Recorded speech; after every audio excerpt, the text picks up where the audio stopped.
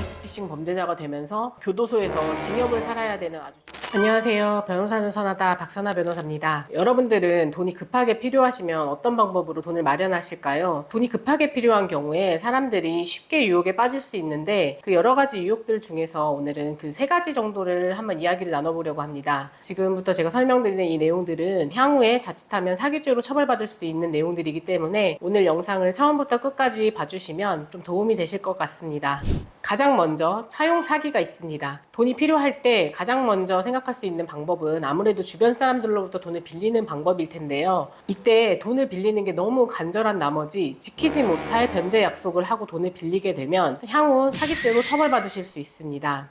쉽게 예를 들어서 설명을 해보자면 지금 당장 저에게 돈이 들어올 곳이 없어요. 그런데 제가 지금 돈이 급하니까 이거 오늘 돈을 빌려주면 내일 갚을게 아니면 일주일 후에 갚을게 이렇게 언제까지 갚겠다라는 약속을 하고 갚는 경우들이 있잖아요. 실제로 그 약속한 날이 되었을 때 돈을 갚을 수 있는 능력이 없어서 돈을 갚지 못했다. 그러면 향후 사기죄로 처벌받을 수 있다는 것입니다. 왜냐하면 이제 돈을 빌려준 사람의 입장에서는 언제까지 갚겠다라는 말을 믿고 빌려주기 마련이고, 근데 또 돈을 빌린 입장에서는 그때까지 돈을 갚을 수 있는 능력은 사실상 없었다. 그러면은 그 사람에게는 그날 갚을 수 있는 것처럼 거짓말을 했다는 거잖아요. 사기죄가 사람을 속여서 그 사람으로부터 이제 돈을 받은 경우에 사기죄가 성립할 수 있는 거기 때문에 이러한 경우 사기죄로 처벌받을 수 있다는 점을 명심하셔야 합니다. 따라서 지금 당장 돈이 급하다고 하더라도 지키지 못할 변제 약속을 하기보다는 사실대로 설명을 하고 좀 넉넉하게 그 변제 기간을 부여받아서 그 사이에 뭐 돈을 벌든지 다른 뭐 수입원을 통해서 돈을 갚을 수 있는 현실적인 변제 방안을 제시하고 돈을 빌릴 것을 추천드립니다. 다음 유혹으로는 보이스피싱 범죄에 가담하게 되는 경우가 있습니다. 이렇게 주변 사람들로부터 돈을 빌릴 수 있으면 좋겠지만 돈을 빌리지 못하는 경우에 단기간 안에 돈을 빨리 벌 수 있는 걸 찾게 되는데요. 지금 당장 돈이 필요한 거기 때문에 어느 회사에 뭐 정식으로 채용이 되어서 돈을 일을 해서 이제 월급을 받고 이런 거는 지금 사실상 불가능한 거잖아요. 그럴 때 사람들이 눈을 돌릴 수 있는 곳이 단기 알바일 텐데요. 단기 알바 중에서 이제 뭐 고액 알바 이렇게 홍보를 하는 경우들이 많아요. 이제 고액 알바라고 하는 것도 정말 다양한 그 내용들이 있겠지만 오늘 저는 이제 보이스피싱 범죄에 한정해서 이제 설명을 드리려고 합니다.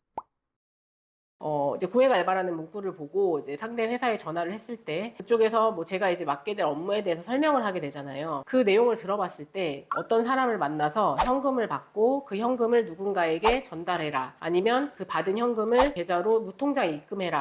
이런 지시를 하는 회사들이 있어요. 이런 경우는 그게 어떤 명목인지를 생각하지 마시고 절대로 가담하셔서는 안 됩니다. 이 경우 100% 보이스피싱 범죄라고 생각을 하시면 돼요. 그러면 내가 지금 이 고액 알바를 하게 되면 내가 보이스피싱 범죄 피해자가 되는 거예요? 그게 아니라 피해자가 아니라 가해자가 된다는 겁니다. 쉽게 말하면 보이스피싱 범죄의 공범이 되는 거예요.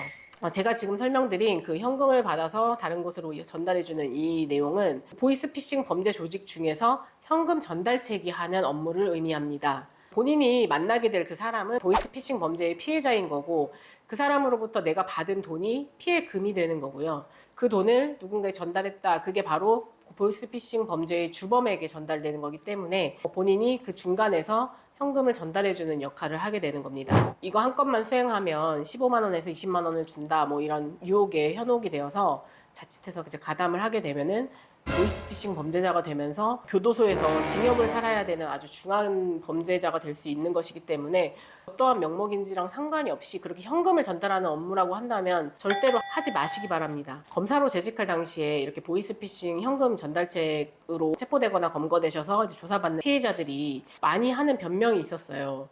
저도 조금 이상해서 그래서 이거 이상한 거 아닌가요? 뭐 이거 보이스피싱 아니에요? 이렇게 물어봤는데 아니라고 했어요. 그래서 한 겁니다. 이런 변명들을 하게 되는데 이거 사실상 되게 웃긴 질문이 될 수도 있거든요. 왜냐하면 지금 본인하고 연락을 하고 있는 사람은 보이스피싱 조직의 조직원이에요. 그 사람에게 이거 혹시 보이스피싱 아니에요? 라고 물어보면 당연히 아니라고 하겠죠. 그런 말을 믿고 가담했다라는 것은 본인에게 전혀 어떠한 변명도 되지 않기 때문에 만약에 물어보고 싶으시다면 차라리 뭐 주변 지인들에게 이거 해도 되는 거냐 아니면 뭐 네이버 지식인에 한번 물어보시면 더 명확한 지식을 얻으실 수 있을 것이라고 생각됩니다. 그리고 마지막 유혹으로는 이제 중고거래 사기가 있어요. 요즘에 이렇게 중고거래 사이트에서 중고 물품들 많이 거래하잖아요. 뭐 지인들로부터 돈도 빌려보려고 했지만 돈을 빌리지 못했고 뭐 단기로 할 수 있는 일도 없고 그랬을 때 사람들이 이제 결국은 최종적으로 선택하는 게 범죄일 가능성이 좀 있는데, 그 중에서도 이제 중고거래 사기에 많이 가담을 하게 됩니다. 이 중고거래 사기는 다들 아시다시피 중고거래 사이트에 이제 내가 판매할 물건이 없는데 물건이 있는 것처럼 올려놓고 판매하겠다 이렇게 글을 써놓으면, 이제 그 글을 본 사람으로부터 구매하고 싶습니다 이렇게 연락이 오면 돈을 먼저 입금을 하면 택배로 보내주겠습니다 해서 계좌로 돈을 입금 받는 거죠. 그리고 그 물건을 보내주지 않는 거, 중고거래 사기라고 합니다. 이 범죄에 쉽게 이제 빠져들 수밖에 없는 가장 큰 이유는 정말 적은 노력으로 단시간 안에 돈을 벌 수 있다는 그런 특징 때문이에요. 그렇다 보니까 또 한 번 빠지기 시작하면은 돈 필요할 때마다 반복해서 계속 이 범죄를 하게 되는 그런 또 특성도 가지고 있어요. 그래서 중고거래 사기를 범죄를 하는 사람들이 대부분 여러 건에 얽혀서 오는 경우들이 많습니다. 중고거래라는 것이 뭐 한 번에 수백만 원, 수천만 원 이렇게 거래되는 경우는 거의 없잖아요. 그래서 이제 중고거래 그 금액 자체가 소액이기 때문에 설령 내가 범죄를 저지르더라도 처벌이 뭐 중하지 않다 이렇게 판단을 해서 또 쉽게 접근을 하는 사람들이 있는데, 횟수가 늘어나고 피해자가 많아지고 피해 금액 합계가 늘어나고 또다시 재범을 하고 이런 것들이 누적이 되다 보면 중고거래 사기만으로도 그 구속이 될 수 있고 실형으로 징역형을 살게 될 수 있다는 점을 명심하셔야 됩니다. 실제로 그 중고거래 사기로 인해서 복역하시는 분들이 상당히 많아요. 결코 가볍지 않은 범죄이기 때문에 애초에 이런 범죄에 가담하지 않는 것이 좋을 것 같습니다. 반드시 명심하시고 주의하셨으면 좋겠습니다. 오늘 영상이 도움이 되셨다면 구독과 좋아요 그리고 알림 설정까지 부탁드립니다. 감사합니다.